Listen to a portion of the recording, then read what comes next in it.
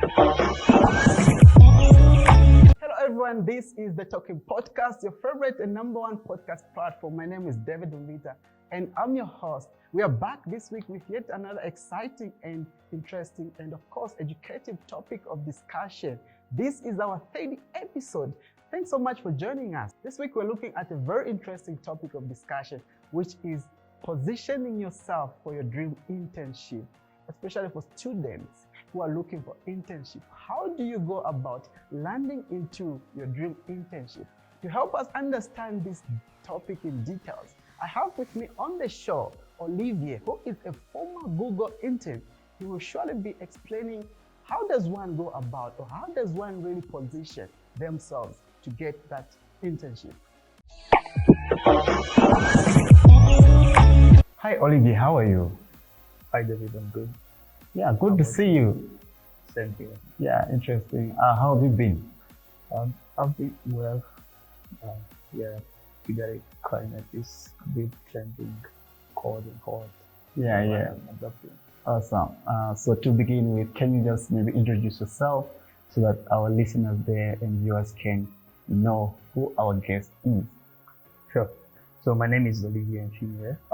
I just graduated from computer science class at ALU. I also came from my internship at Google software engineering. I'm more into coding, programming.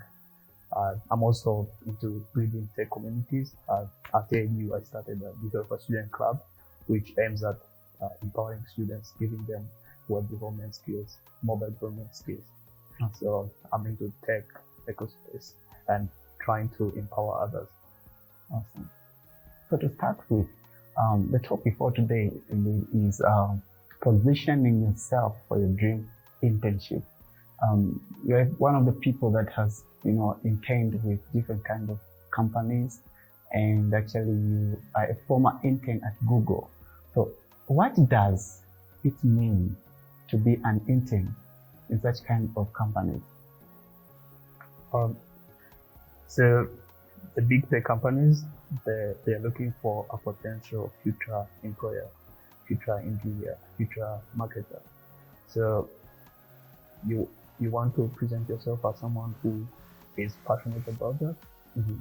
You want to be someone who presents themselves as a potential engineer, a potential marketer, a potential analyst. So positioning yourself for a dream internship means doing what those people are doing, even if it might be a small scale, doing what they're doing. If you want to be an engineer at Google and you want to get an internship there, then work on projects, work on technical projects, solve technical problems, because that's what Google is doing. If you want to be an analyst, then solve some financial problems, because that's what people there are doing. So doing what those engineers there, employees they are doing at a small scale, that's what it means to position yourself for that specific role. Okay. So I believe internships are important, especially for students, who are still pursuing their careers, So why does internships matter in one's career? Sure, that's a good question. It's a way to experiment what it means to be in the working world. Like as a student, you're here, you're pursuing your mission, but you don't know what it feels like to be working with people for like a bigger goal. So internship is a way to experiment, try different fields, see what it looks like, see what companies you like, and then maybe help you make decisions about your future goals after graduation. You might decide to go into work industry after graduation because you felt like it was your thing, internship was your thing. You might not like working, you might like something, research or something. Then you go to master's or postgrad school. Mm-hmm. Because internship was a way of experimenting what it feels like to work and what it feels like to work at this company versus this company. Okay. Yeah. That's a very important actually reason to why maybe internships really matter. Yeah. Okay. Yeah. Now let's talk about the search process. How does one go about finding an internship? Not just an internship, but their dream internship. Well, I would just say online search, but there'll be a simple and closeted question, the scope answer. Yeah, but it's a process that involves a lot of resources. Like you search in person, you search through your network, you search through online, LinkedIn, other job posting platforms. But it's also a process that involves you as a person figuring out what you want to do. That's the initial process. What do you enjoy doing? Among your skills, which one do you think you can use to make an impact, to deliver products to people, to users? So starting from there, I want to do this. So what do people do this thing I like doing? What's their title? If you like making podcasts, what's the title of someone making podcasts? If you like writing, that's content writer. So figuring out what you like and figuring out that job position, then start looking for companies that are doing those things.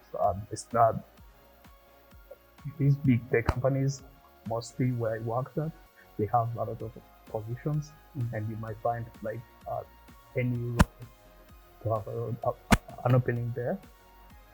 But you might find other startups that do the same thing.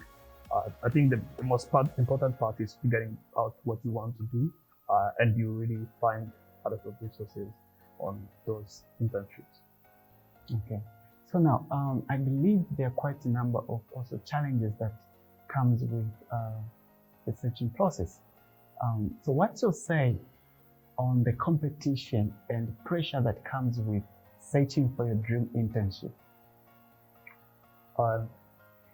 Yeah, that's a good question, because if you're looking for international internships, global internships, that means someone in Asia is looking for that. That means someone in North America, South America is looking for the same opportunity.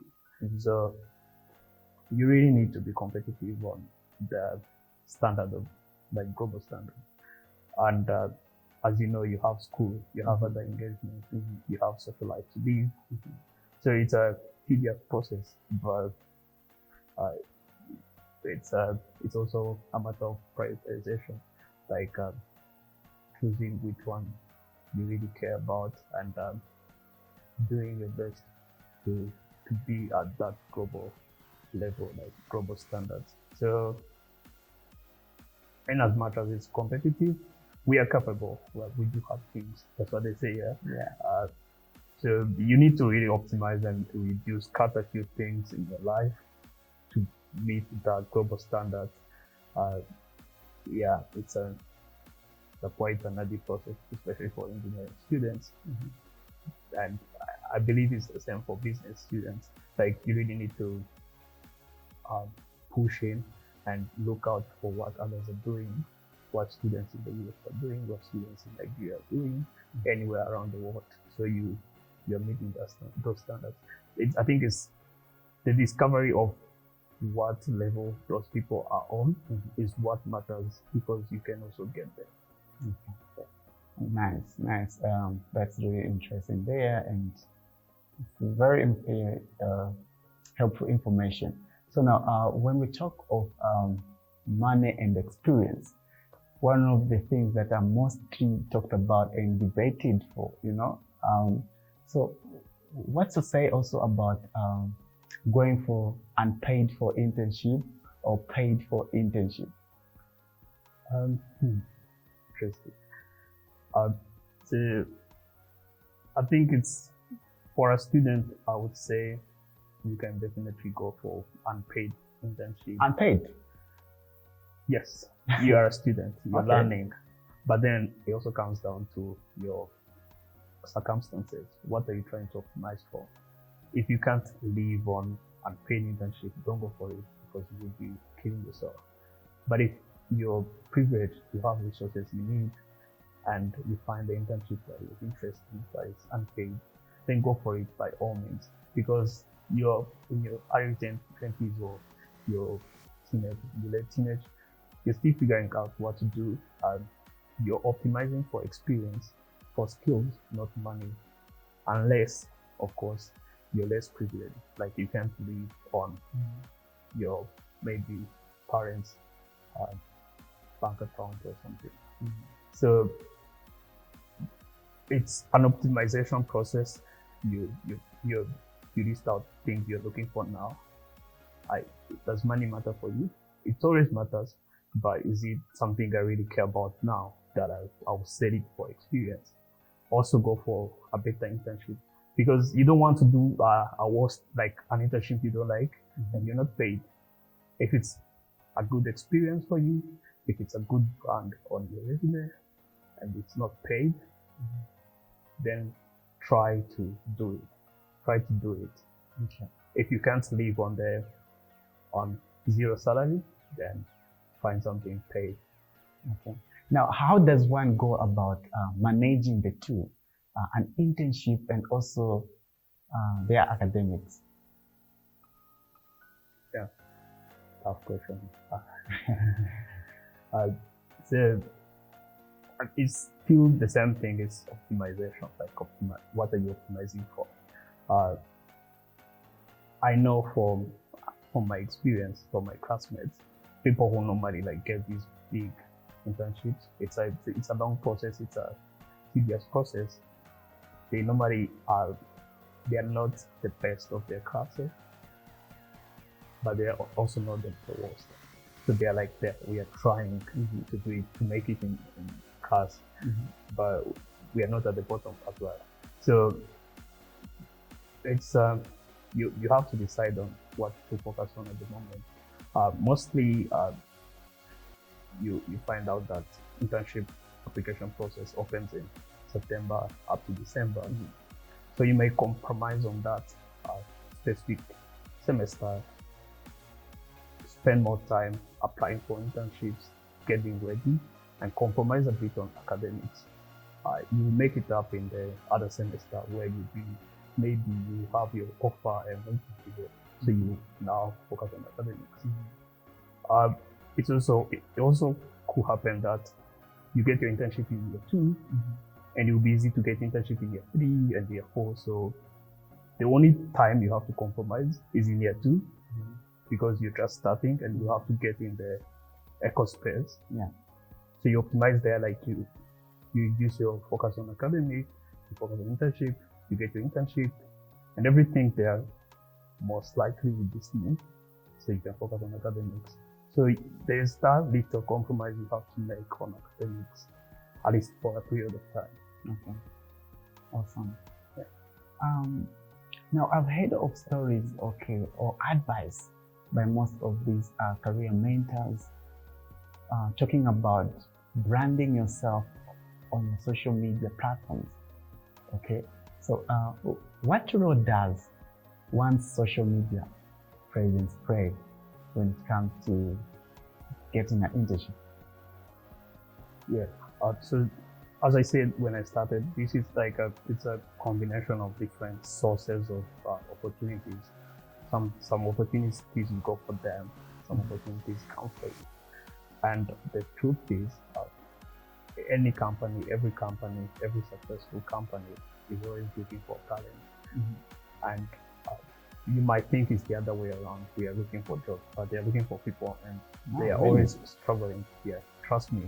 I've worked here, I've worked outside this country. I know they're always looking for people, and they struggle to find qualified people.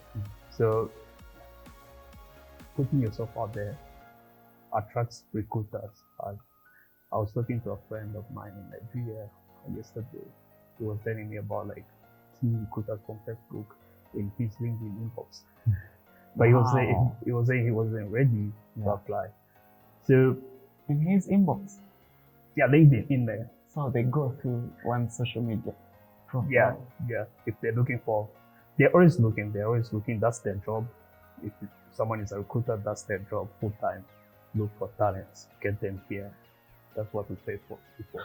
So you just have to be there, and it will be that thing, that saying they say, preparation meets opportunity.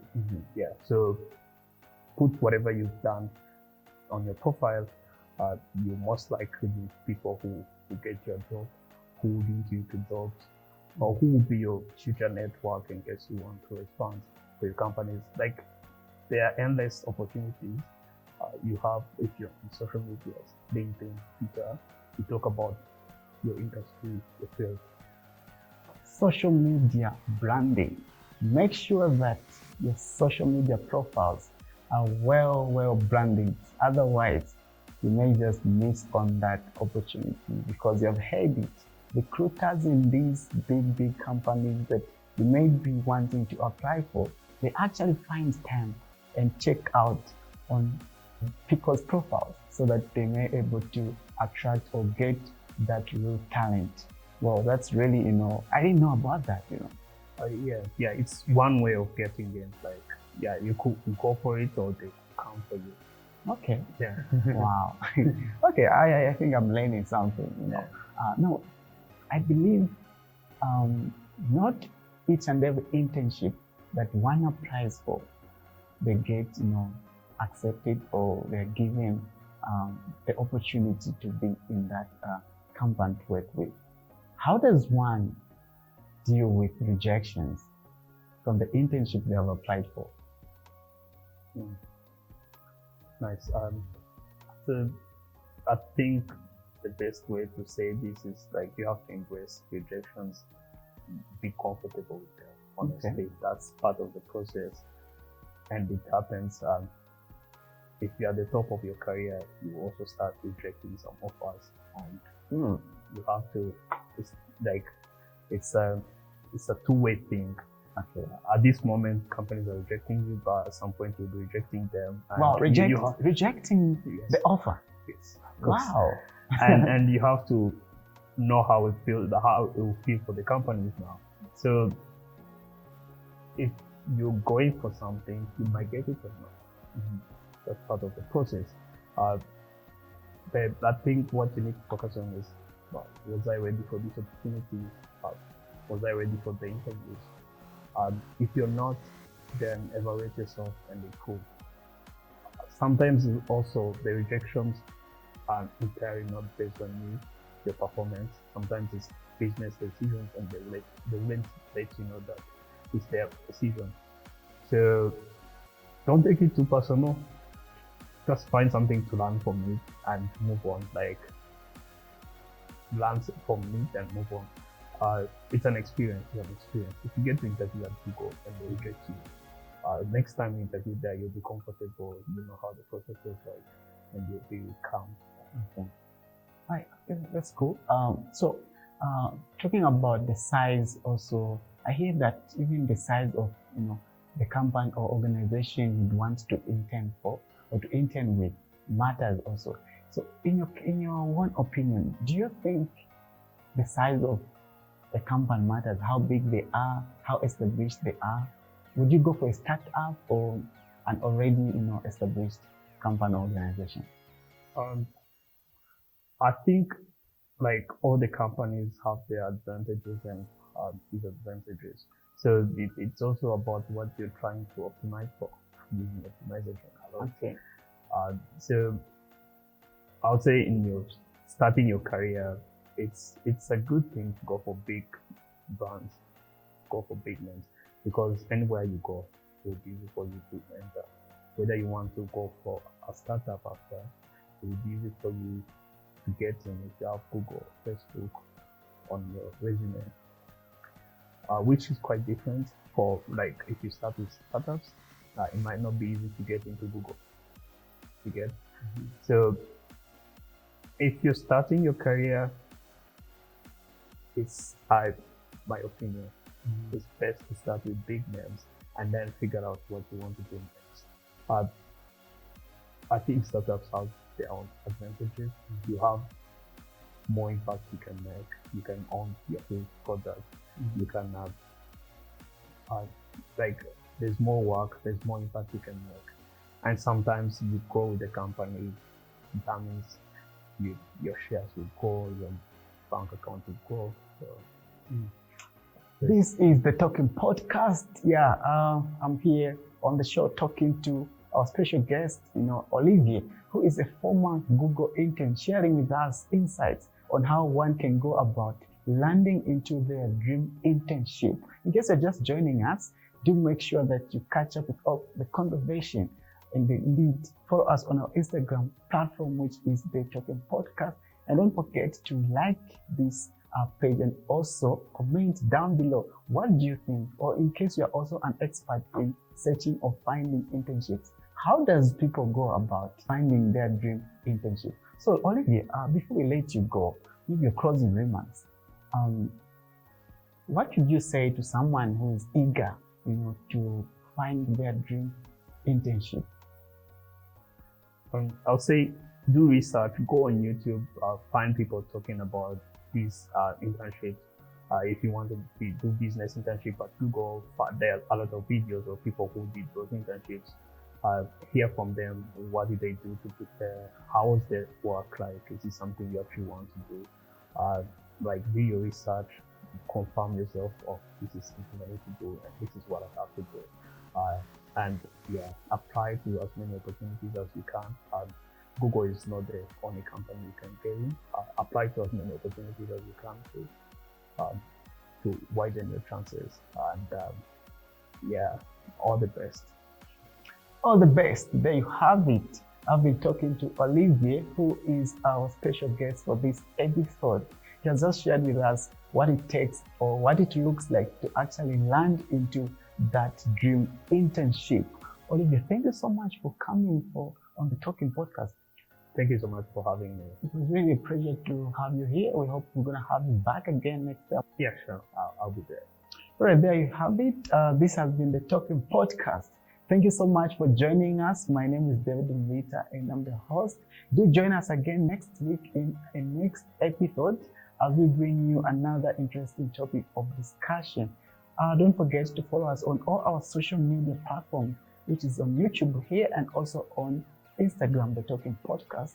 Make sure you do share our platforms as well so that your friends can be able to have access to this information. Do join us again next week. Bye-bye.